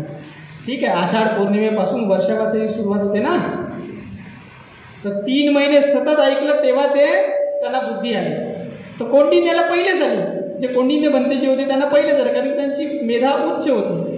त्याच्यानंतर मग बप्प, त्याच्यानंतर मग महानाम, त्याच्यानंतर मग भद्दीय आणि अश्वजित, असे जे आहे ते 5 लोकांना अर्हत पद प्राप्त झालं. 3 महिन्याची शाळा घेतली, लक्षात घ्या. शाळेत गेल्याशिवाय विद्या येईल का? कुठे जा लागते? तुम्ही तुमच्या पोराला विद्या देण्यासाठी पाठवता, कुठं घरी ठेवता का? लक्षात घ्या. तिथे शब्द तयार झाला शाळा. शाळा शब्द पाली शब्द आहे. शाळा म्हणजे शाळा. तर शाळा महत्वाची आहे. आता माझा परिचय काही करून दिला नाही, मीच करून देतो. मी मनाची धम्मशाळा चालवतो. कोणाची शाळा? तुमच्या मनाची शाळा. तुमचं मन, तुम्ही महत्वाचे नाही आहे, कोण महत्वाचं आहे? मन महत्वाचं आहे. मन चंगा तो गंगा, बरोबर आहे ना? तर मन महत्वाचं आहे ना. तर मनाची धम्मशाळा तर मी सुरू केली. कोणती? ती विधी वापरली भगवंताची. म्हणलं मनाची धम्मशाळा महत्वाची आहे, तर मनाची धम्मशाळा सुरू केली. आणि मनाची धम्मशाळेमध्ये शाळेत गेल्याशिवाय विद्या येत नाही, तशी तुमची शाळा फार गरजेची आहे. शाळेत गेल्याशिवाय तुम्हालाही विद्या येऊ शकत नाही, हे लक्षात घ्या. तर भगवान गौतम बुद्धांचा संघ जिथं जिथं गेला तिथं तिथं त्यांनी शाळा सुरू केली. महात्मा फुलेचा पिक्चर पाहायला जाल तर तिथं काय दिसणार तुम्हाला? महात्मा फुलेनं काय सुरू केली? शाळा सुरू केली. ताई बस 2 मिनिटं झाला. शाळा सुरू केली आहे ना. तर शाळा महत्वाची आहे का नाही आहे? तर तुम्ही शाळा सुरू केली पाहिजे. हे एका दिवसाचा कार्यक्रम काही कामाचा नाही आहे. ज्यांची मेधा उच्च आहे त्यांच्या कामाचा आहे, परंतु ज्यांची मध्यम आहे, निम्न आहे, त्यांच्यासाठी शाळा फार महत्वाची आहे. तर तुम्ही शाळा सुरू कराल का नाही कराल? तर इथं जे आहे मनाची धम्मशाळा सुरू करा. ते लक्षात घ्या. किती पार्टी, VC पार्टी जर केल्यात तुम्ही, परंतु हे पार्टी करा ना धम्माची. समजले का नाही समजले? तर तुम्ही ह्या सगळ्या भगिनी, आया बहिणी, माझे बांधव, हे हप्त्यातून एक, बाबासाहेबांना सांगितलं हप्त्यातून 1 दिवस शाळेत या. तर 1 दिवस जे आहे ते तुम्ही काय केलं पाहिजे? शाळा सुरू करा. हे आपल्या ताई बसलेले आहेत, तुमच्याजवळ जागा नसेल ना तर त्यांचं जे आहे ना ते सरोजताई आहेत, त्यांचं घर आहे वरतं, ते रूम मला दाखवली होती. सर तुम्ही या ठिकाणी शाळा सुरू करा. परंतु शाळा सुरू केल्यानंतर तुम्ही विद्यार्थी पाहिजेत ना. तुम्ही आलेच नाही तर कसं होईल? मास्तर आहे शिकवायला तयार, परंतु विद्यार्थी शिकायला नाही तर, आणि तुम्ही शिकले नाही तर विद्या येणार नाही. तुमच्या जीवनामध्ये अज्ञान, अंधकार, टेन्शन, तणाव, चिंता आणि हे सगळे व्यसन तुम्हाला लागणार आहे.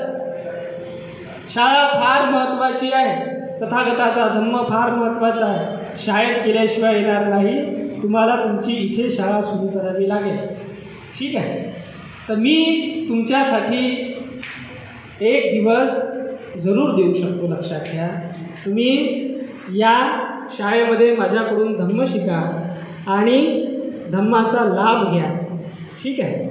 ऑनलाईन सुद्धा माझं मी ते पण माध्यम सुरू केलेलं आहे. ऑनलाईन पण माध्यम मी रोज धम्माची शाळा घेतो आणि सायंकाळला 8 वाजता ती शाळा माझी सुरू होते. लक्षात घ्या. मंगळवार ते शुक्रवार रोज माझी जी आहे ते शाळा. आता इथून जे आहे ते एक सेशन संपला तर दुसरं सेशन सुरू मी करतो आहे. आजच्या बौद्ध पौर्णिमेपासून तर आषाढी पौर्णिमेपर्यंत. ठीक आहे. तर तुम्ही त्या शाळेमध्ये ऑनलाईन सुद्धा करू शकता आणि ऑफलाईन सुद्धा तुमच्या इथे शाळा सुरू करा. या ठिकाणी नागपुराभरामध्ये थांबाण्याची कशाला टाळ्या वाजवता आताच. या नागपूरमध्ये जे आहे ते इथे जागोजागी हा कृती कार्यक्रम आहे, मी तुम्हाला सांगून राहिलेलो आहोत. तो कार्यक्रम आतापर्यंत तर बोधाचा, आता कृतीचा कार्यक्रम सांगतो. इथे नागपूरमध्ये जर मोठ्या प्रमाणामध्ये शाळा सुरू झाल्यात मनाच्या धर्मशाळा, तर भगवंताचा श्रावक संघ निर्माण व्हायला उशीर लागणार नाही, हे लक्षात घ्या. शाळेतून संघ निर्माण होईल आणि घरोघरी तथागताचा धम्म वास करायला लागेल. घरोघरी तथागताचा धम्म ऐकल्या जाईल. घरोघरी तथागताच्या धम्माचे व्हायब्रेशन तरंग तयार होतील आणि प्रत्येक घर जे आहे ते सुखी समाधानी झाल्याशिवाय राहणार नाही. हे अत्यंत महत्त्वाचं काम आहे.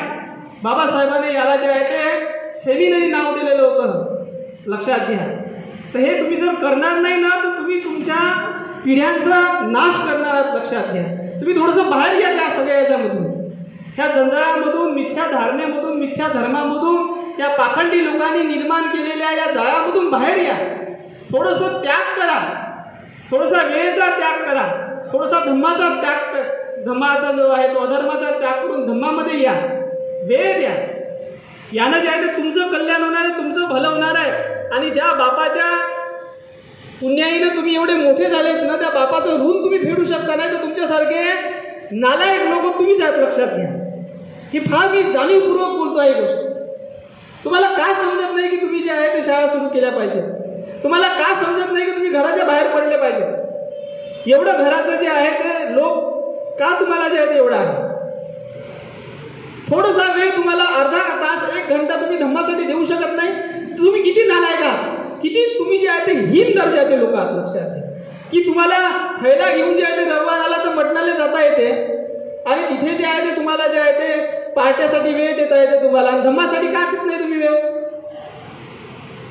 ज्या बाबासाहेबांना तुम्हाला एवढं कष्ट करून कशी पिढी कशी तयार होईल? तुम्ही जर वेळ देणार नाही तर कशी तयार होईल? ज्या बापानं एवढं जे आहे ते कष्ट केले, एवढं जे आहे ते त्यांनी झिजले, ते त्यांचे ते हाडं तिथे ठेवलेले आहेत दीक्षाभूमीमध्ये. जाणार ते हाडं पाहा त्यांचे वेळे कसे झिजलेले आहेत. तर का फोटोज काढायला जातात, सेल्फी काढायला काही अर्थ आहे का त्याच्यामध्ये? थोडंसं जाऊन पहा किती झिजलेत. तर त्या बापानं सांगितलेलं की इतवारी जे आहे ते या आणि तुम्ही जे आहे ते धम्मश्रवण करा, तर तुम्हाला याचं नेट लागते. काय अर्थ आहे तुमच्या जगण्यामध्ये, वागण्यामध्ये आणि बाबासाहेबांचा जय जयकार करण्यामध्ये? हे लक्षात घ्या. मी कित्येक ठिकाणी जे आहे ते सांगितलेलं आहे की मनाची धम्मशाळा सुरू करा, भगवंताचा श्रावक संघ आपण तयार करू, बाबासाहेबांचं शिक्षण प्रशिक्षण घेऊ. बस ऐकतात ना, एका गाण्यानं ऐकतात तर दुसऱ्या गाण्यानं सोडून देतात. तुम्हाला एकत्र यायला होते का प्रॉब्लेम आहे तुम्हाला? तर ही गोष्ट जी आहे ते फार महत्त्वाची आहे. मी आवेशाने याच्यासाठी बोलून राहिलेलो आहोत की तुम्हाला जे आहे ते तुम्ही जे झोपेतून बसलेले आहात तुम्हाला थोडंसं उठले पाहिजे, थोडासा करंट लागला पाहिजे, लक्षात घ्या. समजले का नाही समजले? तर हा वैशाख पौर्णिमेचा दिवस असाच नाही आहे एन्जॉयमेंट करायचा, करंट देण्याचा दिवस आहे. करंट लागला पाहिजे. मी या ठिकाणी तुम्हाला तुमचं मनोरंजन करण्यासाठी नाही आलेलो आहोत, तुम्हाला करंट देण्यासाठी आलेलो आहोत की तुम्हाला लागले पाहिजेत, तुम्ही झोपेतून उठले पाहिजेत, या पाखंडांच्या जाळ्यामधून बाहेर पडले पाहिजेत. आणि जर असं होत नसेल तर तुम्ही जे आहे ना, तर तुम्ही पिढ्यांचा नाश करणारे व्हाल आणि तुम्हाला ते दूषणं लागतील की या बाबासाहेबाच्या लोकांनी धम्माचा नाश केला, पिढीचा नाश केला, फक्त मनोरंजन करण्यामध्ये राहिलेत, खाण्यापिण्यामध्ये जे आहे ते मस्त राहिलेत आणि डीजेवरती नाचण्यामध्येच मस्त राहिलेत. परंतु यांनी लॉंग टर्मचे एकही प्रोग्राम चालवला नाही, कुठलाही कृती कार्यक्रम चालवला नाही. हे तुमच्यावरती दूषण नाही. एवढं बोलून जे आहे ते मी माझ्या वाणीला विराम देतो. सर्वांना वैशाख जयंतीच्या, बुद्ध जयंतीच्या, वैशाख पौर्णिमेच्या शुभेच्छा देतो. आणि मी तुमच्यासमोर मांडलेलं हे जे निवेदन आहे ते तुम्ही जरूर स्वीकार करा, त्याला धारण करा आणि कामाला लागा, असं मी तुम्हाला अंतःकरणातून विनंती करतो. थांबतो. जय जय. Thank you sir. सर की बातों से हमें लगता है कि हम सभी को बुद्ध धम्म की और अभ्यास करना चाहिए.